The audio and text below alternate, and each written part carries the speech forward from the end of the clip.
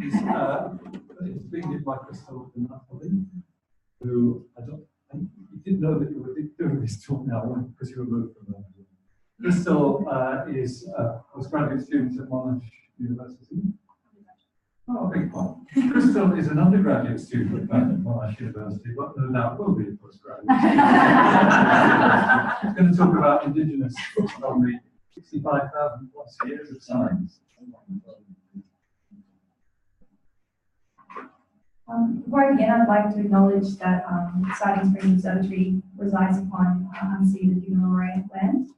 I'd like to pay my respects to elders past, present, emerging, and acknowledge any Indigenous people here today. So my talk's going to be a bit different from what we've seen so far. I sort of wanted to highlight what we've been missing out on with the increase of light pollution and the diminishing of the visible stars in the night sky. We have quite an extensive cultural heritage that's found within the stars, and for anyone who probably hasn't attended a talk on Indigenous astronomy before, there's rather extensive knowledge that has been dated back thousands of years and is something I find rather incredible. At first, I guess to give some background on who I am, my name is Krystal Napoli. I'm an undergraduate astrophysics student at Monash University. I'm a Milroy woman. My mum is Milroy, my dad is Italian, so I have this beautiful mix of very confusing cultures, I guess. But I'm very proud of her. And for me, I grew up hearing from my mum a bit about our culture, and I knew the things that I feel are pretty standard for a lot of Australians to be aware of. That I know about our craftsmanship, the songs, the art, the stories, but I was never taught that we actually had such a strong scientific foundation. Growing up, I was always a bit of a geek. I still am. I love numbers. When I was younger, I would do some and my young brain could understand. And then getting onto mathematics in high school, it was just my passion. In my family, I had no one else who has attended university, so I knew that I loved studying, I loved maths, but I didn't really know what I could do with that. I found an interest in physics, applying that mathematics. But I really think it was these beautiful skies that I got in my rural town. I live in northeast Victoria, a place called Wangaratta. And it was those skies that always kept me rather fascinated, and finding that cross-section between physics and astronomy was perfect for me. I was very happy to pursue it. When I got to university, coincidentally, it was actually my astrophysics teachers who brought up Indigenous astronomy. And it was something that I can't even describe the experience. It was this massive shock, but also excitement for me, because I was very proud of my culture. I was very passionate about physics and astronomy, and to find that they were so tightly linked, in a way, it was very special for me. At first, it was that surprise, like, oh, I can't believe there is this cross section, and then that afterflow, of course, there is. 60,000 years of being under incredibly dark, very beautiful skies. We look up.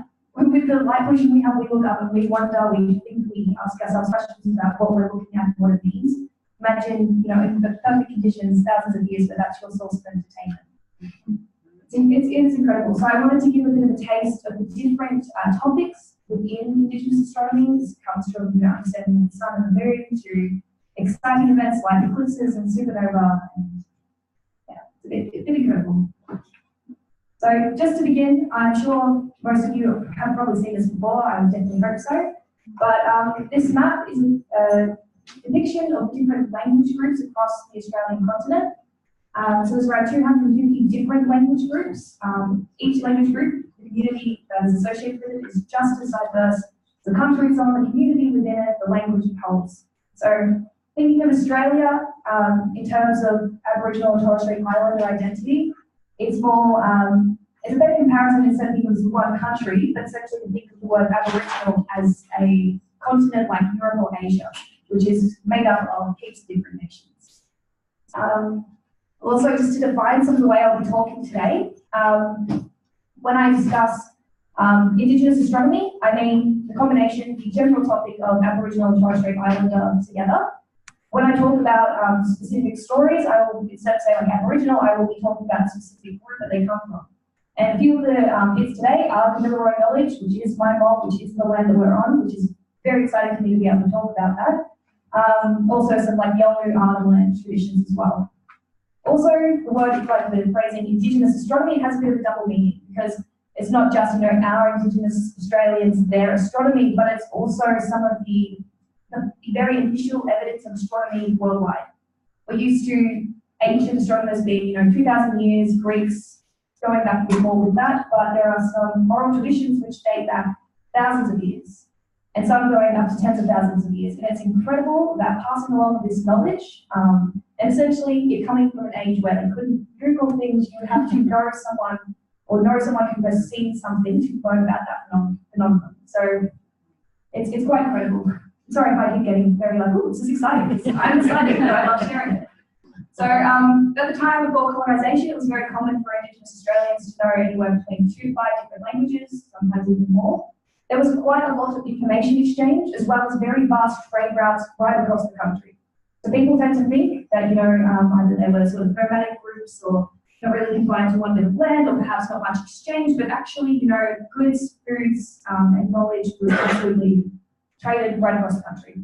There are songlines, which I don't think are included within my topic today, that are essentially these oral traditions which contain very detailed maps in the form of a story or a song. And it's a way that they can navigate across Australia using objects in the sky as direction, as well as landmarks that they would come across, and they would be able to navigate from even up to coast.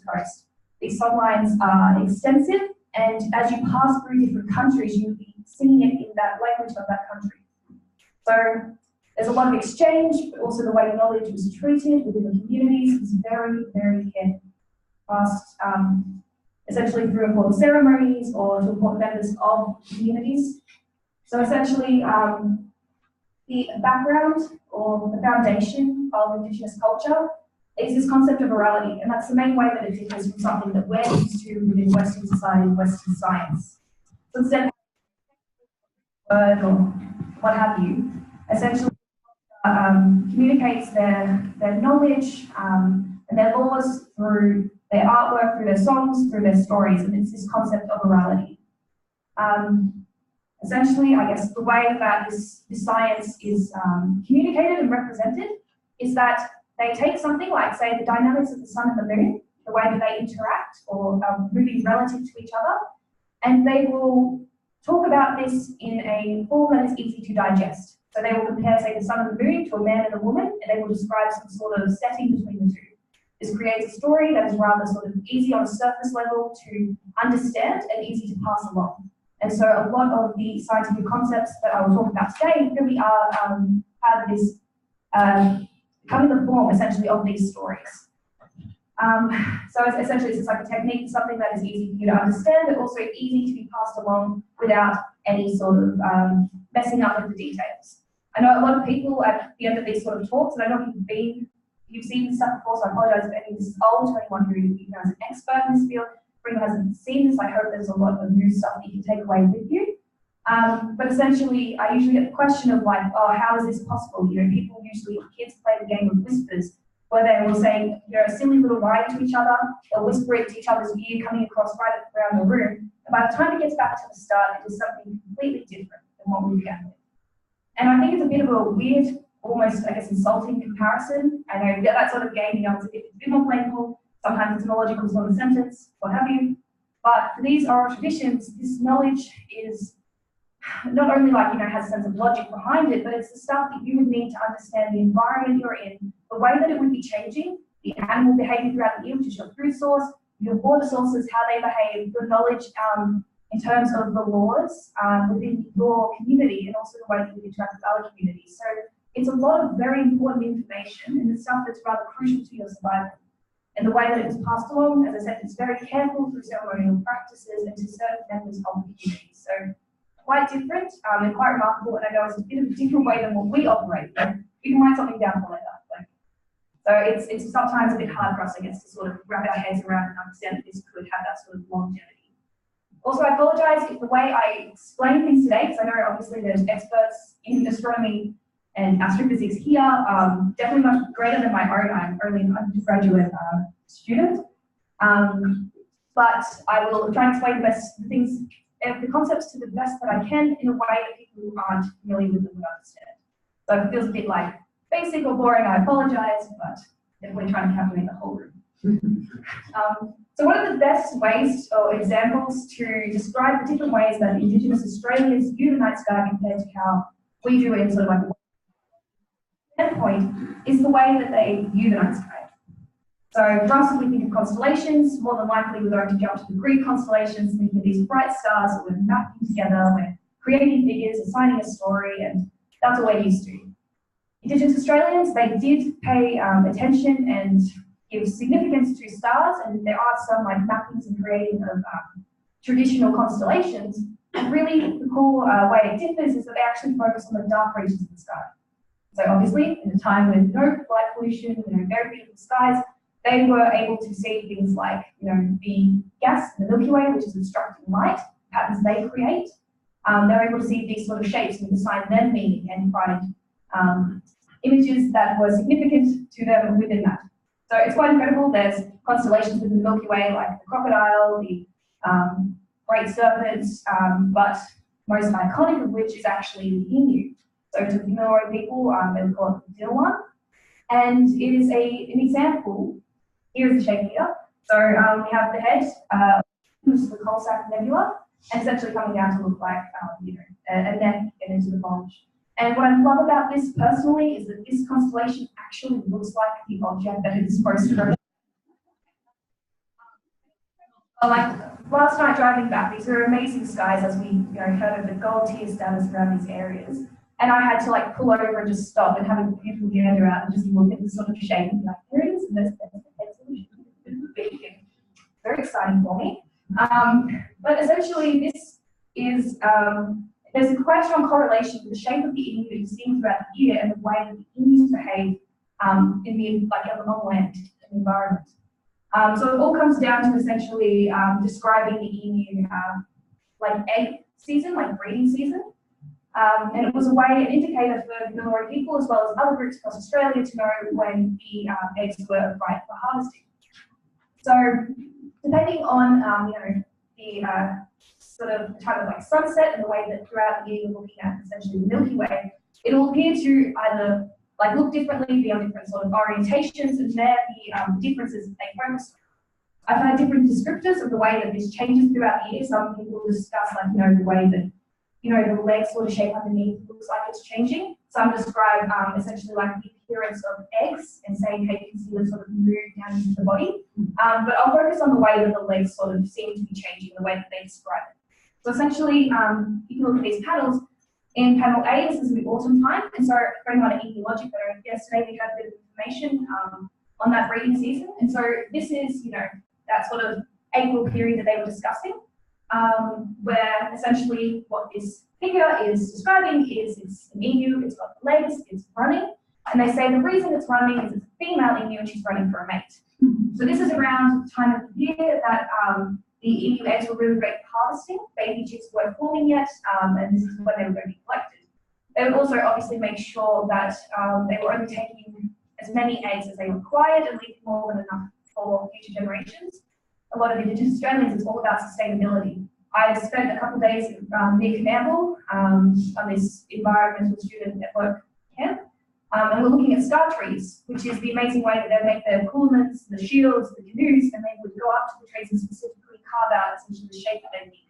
You wouldn't have to chop down a tree to make a boat. Like it's incredible. They were all about sustainability, and that's present within this.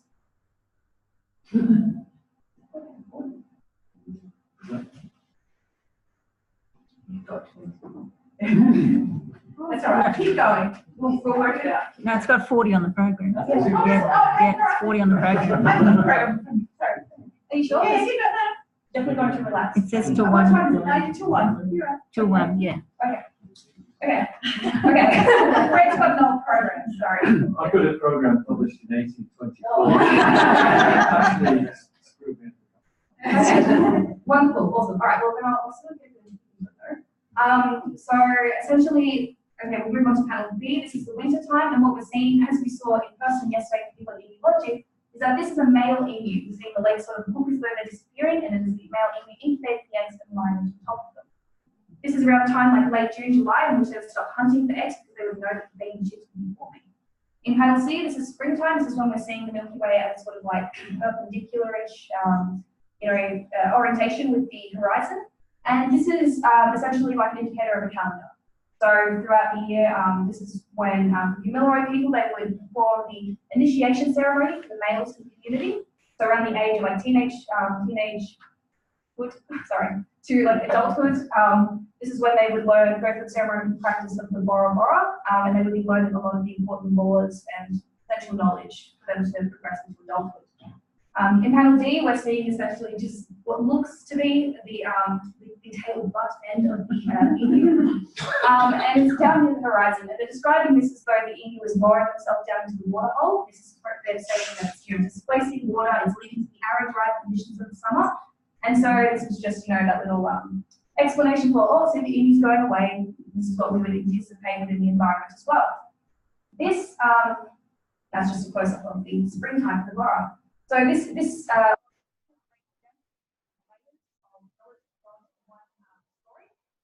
on the surface level, we have like the first layer of entertainment for children. Other oral traditions, so the second layer might describe the way the community acts with each other. Third layer might describe the way the community acts with the country that they're on, within the environment, and the fourth might describe ceremonial practices. There's said to be like up to 30 different levels of knowledge within any oral tradition, and a lot of this is knowledge that is still kept rather tightly to the communities as well. So essentially this is like the stuff we have permission to share, and it's almost like a primary school knowledge example describing animal behaviour, the way the environment changes, a calendar for ceremonial practices.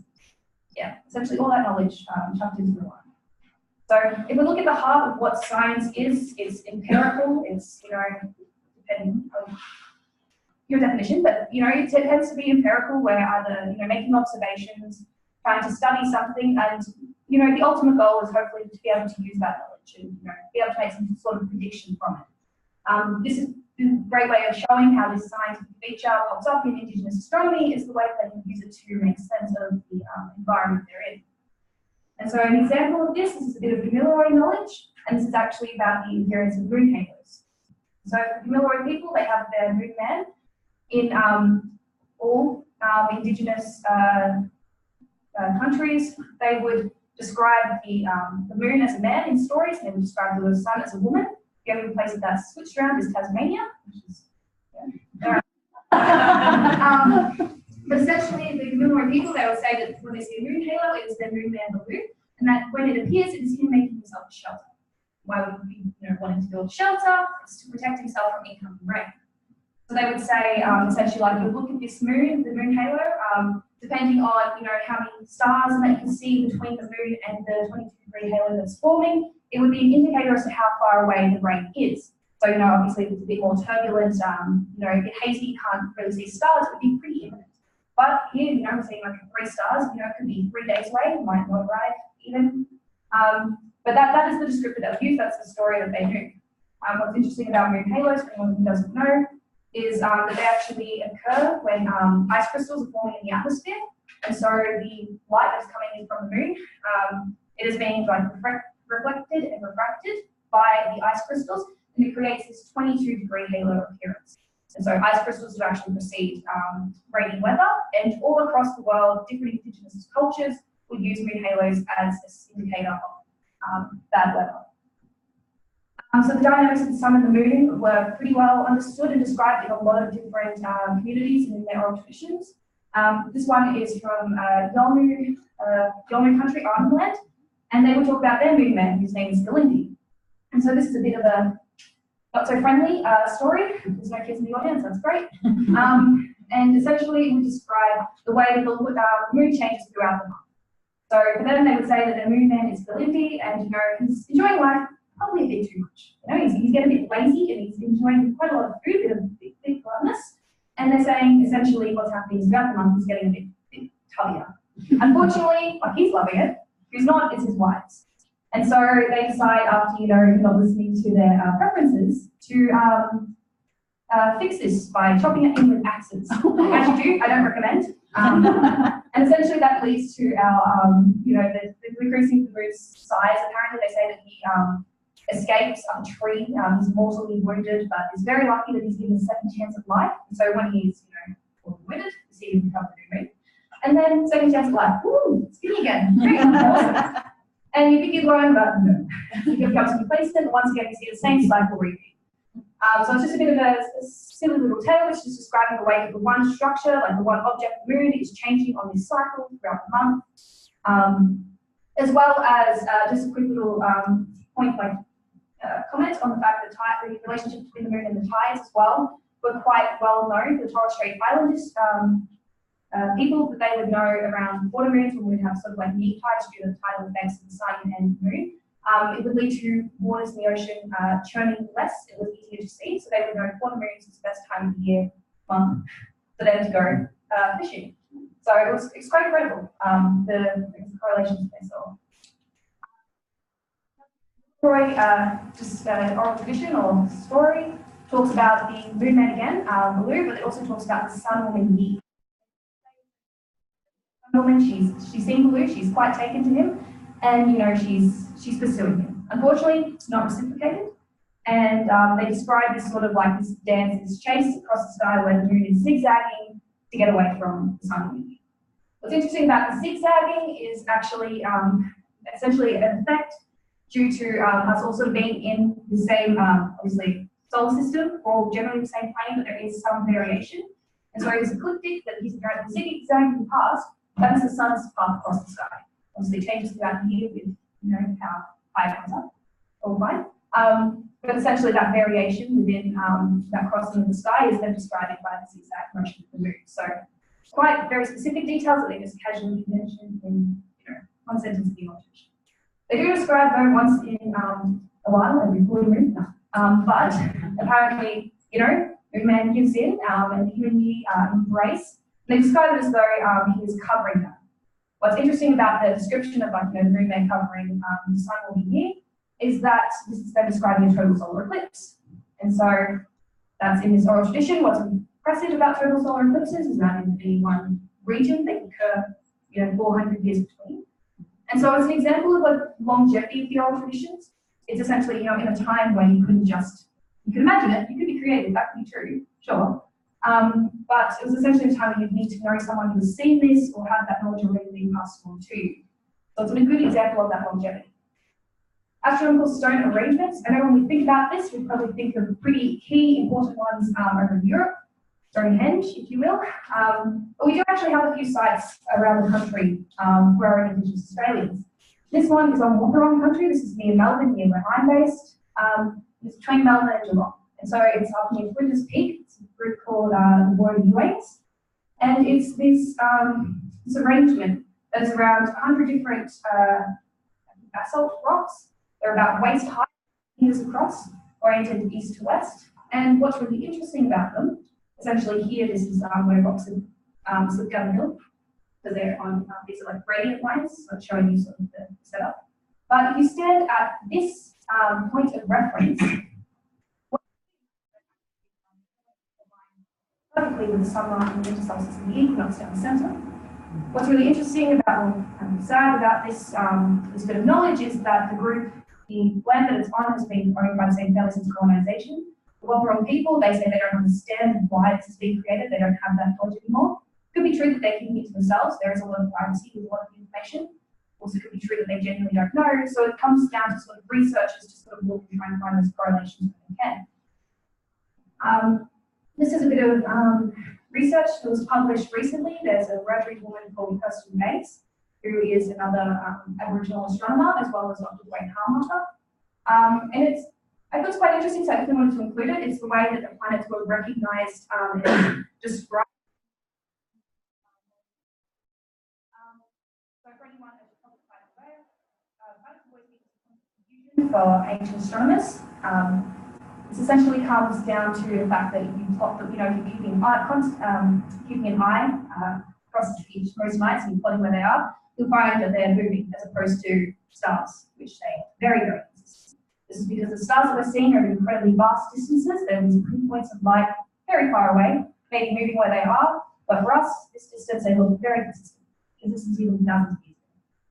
So the planets obviously we're in the same solar system, so instead of seeing these pinpoints of light at far away distances, we're seeing more discs of light, quite closer.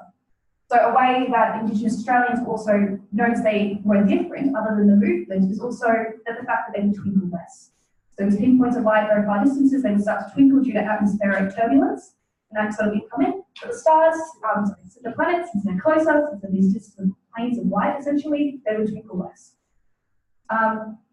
For the Tawi people of like Tawi Islands north of Darwin, they would describe essentially what's happening with the planets and the way they go across the sky is that this ecliptic, this is known to them as like a great ancestral path, and it is carved by the Sun Woman of their group, and she would be carrying a large torch essentially across the sky, and that's how they would describe it. They would say that she'd be followed by the Moon Man as well, and he'd be carrying the smaller torches, and then he would be followed by his 4 to 5 wives. What's interesting about 4 to 5 wives is it's describing the planets with their smaller torches as they go across. But the number changes due to essentially what's visible. So the 4 planets that were very well, very easy to see were obviously Mercury, very close to the Sun, Mars, red planet, Venus, and Jupiter, so the brightest objects in the sky. And then sometimes Saturn will appear in different oral traditions. And so they would describe essentially that's what's happening as they go across this great ancestral path, and that's how it's carved. The Milroy people put quite a bit of importance to this planets, getting mixed up with my terminology, the planets of Mars and Venus. So for them, they would say that during the day, their great creator, Bayami, he would be looking over the land with his eyes through the eyes of an eagle. They say that when he comes to sleep, it's when the planets are invisible, and they would say his eyes then become through, essentially, Mars and Venus at their respective times of them being up. When the Milroy people would meet with the Arunta people of Central Australia, they would, when they meet in ceremony, Arunta people would bring a red opal, Milroy people would bring a blue opal, signifying Venus and Mars, and bring them together and essentially pay their respects to Wyoming, their great creator, and acknowledge essentially him looking out over the group. The Waterman people as well, they actually noticed a pretty cool effect by the planets, which most of you are probably aware of, but that's a retrograde motion. So essentially, you are looking and plotting these planets' motion throughout the year. Eventually, every single planet is going to look like it doubles back, and then it comes forward again. And obviously, that's not what's happening at all. It's all just due to us being in the same plane, going at our respective speeds, our line of sight, and where we're seeing those planets. And so a lot of people actually acknowledge this, and they would describe it as though the planets were these great elder spirits, and they would say that they act as any way that most of us would act, and they can walk along, and you might see someone you want to talk to, you might forget something, you double back and pick it up, and then you continue on again. So very cool, specific phenomena that you would they're able to pick up on, record, and be able to describe. I'm running out of time a bit, but the topic I want to discuss was variable stars. So, these stars at very vast distances, in points of light, they stay very consistent with their brightness, just like our sun. You can rely on them. There's a subgroup of stars that change in different manners. Some is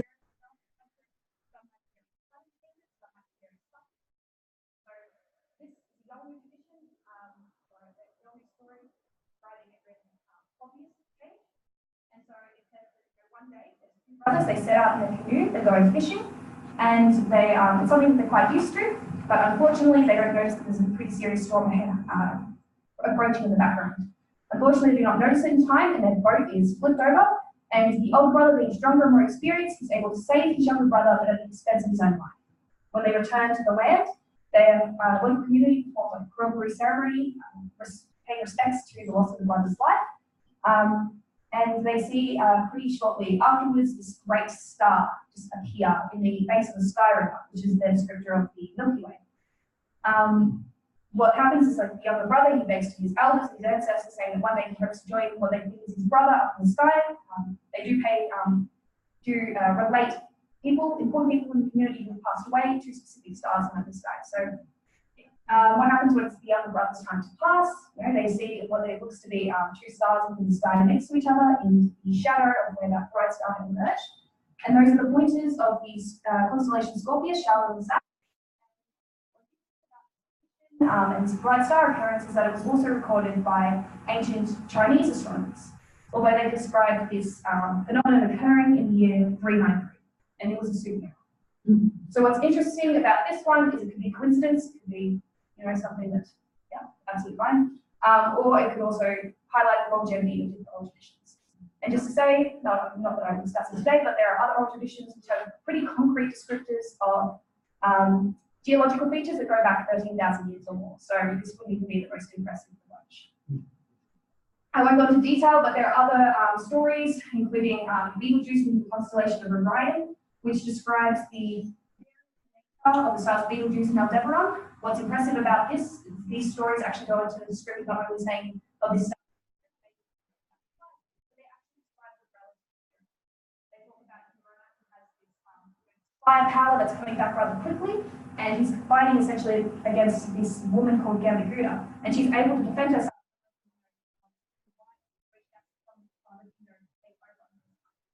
And so it's describing their fire magic within their fists and their ankle. But essentially it's saying, Aldebaran, which does have a slower period, then Betelgeuse is essentially getting that magic back, at a slower time as well. So yeah, that's just a plot of variability. I just wanted to finish by pointing out as well, the International Astronomical Union, a working group that is putting official names to start.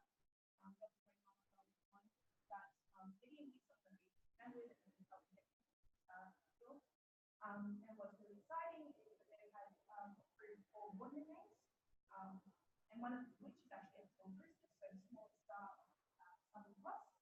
So now it's notified what the name Venus is, and what's really exciting as well is any voting Australians with their Southern Cross having very cultural people, very proud of their Indigenous heritage. So yeah, that's what I was talking about. We do want to in the future.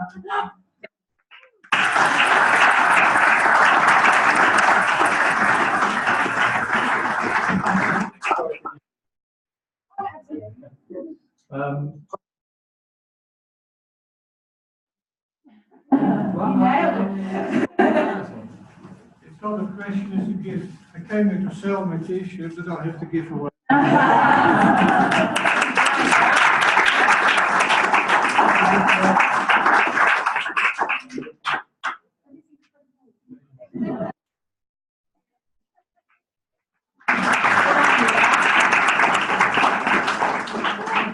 I've got a comment too. I've recently listened to Richard Fidler, Conversation Hours, and he had a fantastic talk about a gentleman who had talked all about oral histories. And there were volcanoes that no longer exist, and yet they were spoken about in an area that no one would know, but it's through oral tradition that it was passed down. So oral history is really powerful. It's amazing that it goes. We forget, I don't even know my daughter's phone number, because I don't need it. Terrible when I go without my phone, what am I going to do then? But it's the importance of life and survival, that oral history is really, really, really valuable. So thank you, I love that. There's similar, you might have alluded to it, you mentioned geological, because there was an impact, a meteor, perhaps even smaller, that's still in one of the traditions in northwestern Australia. Yeah, I can't think of specific locations, but meteorite impacts are a pretty key feature in oral traditions as well. And they describe essentially exactly where craters are, and describe essentially this coming down. So it's funny as well, because they're usually an omen of taboos being broken within society, so they would use that as like an ethical lesson as well in their stories. So they see it essentially coming down. I think it was Dwayne who did. He researched an impact that was in the oral tradition before it was known physical. Isn't that right? So that, that's right. Because the oral tradition said something happened here, and went a meteor crash, which is any more questions? So fantastic talk. So there's a lot of Indigenous communities are based in urban areas, and does light pollution pose a particular threat to how these oral traditions and this connection to the naked eye sky is communicated and perceived and handed down for those communities? In a way, definitely. So I've spoken to some elders in the Melbourne area who are rather sort of disappointed, because essentially, the objects they're describing in that, you can see 4 stars, I think, in Melbourne at this point in the city. So it is definitely something that diminishes the experience. Of course, there are other issues with groups in urban areas as well, with maintaining their sort of, hold on their traditional practices. But it definitely is a shame. It's also there's, because of the environment is so spread, but also environmental factors like man-induced climate change and just destruction of habitats and stuff are actually changing some pretty historic calendars and everything that are based on these environmental factors. Like even like Emu Bay, like it's sad because a lot of this knowledge is now also being altered because of the impact that we're having on the environment. So we're losing a lot other than just sky and the land. All right. So if you've got the same program as me, I'll tell you it's lunchtime. But it's not. Please say one thing. One of these quality writing teaching kit with me, which came to me from the US through your organisation, about how you teach light pollution to school students. There's no time allocated in the program, but I was going to get it out maybe at the end of lunch, so I'm in the lunchroom, and I'll be there, but we can leave it there for the other afternoon. So, thanks, thanks Mark, for that. I'm going to hand over to Marnie because she apparently knows what's going on.